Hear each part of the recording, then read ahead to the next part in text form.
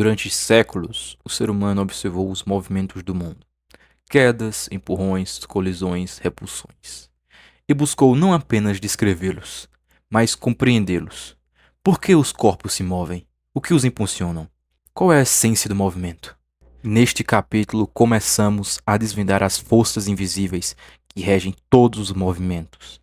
Bem-vindo aos princípios da dinâmica.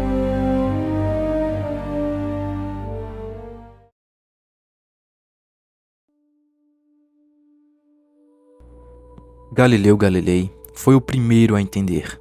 Um corpo tende a manter o seu estado de movimento. Não é necessário força para continuar.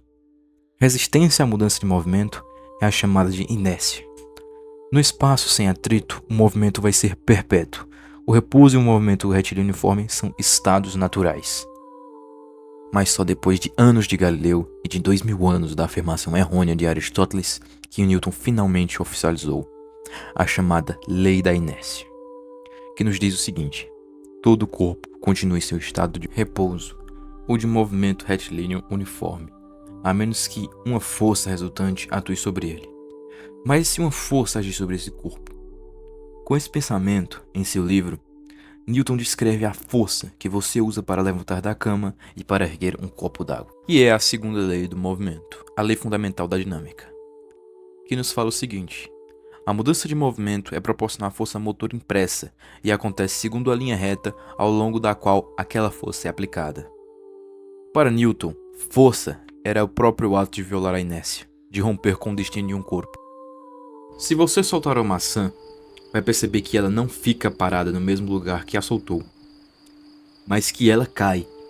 Segundo a lei fundamental dinâmica, deve haver uma força que rompe com a inércia dela.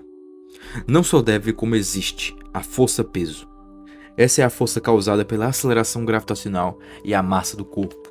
Mesmo sem entender, a física está em todo lugar, da mesma forma que a usamos sem mesmo saber.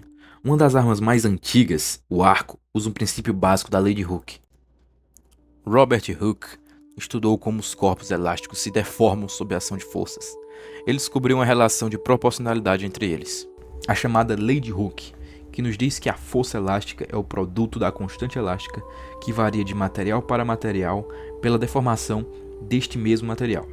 Essa força é chamada de restauradora, pois ela age para deixar o material de volta como ele era antes da aplicação da força.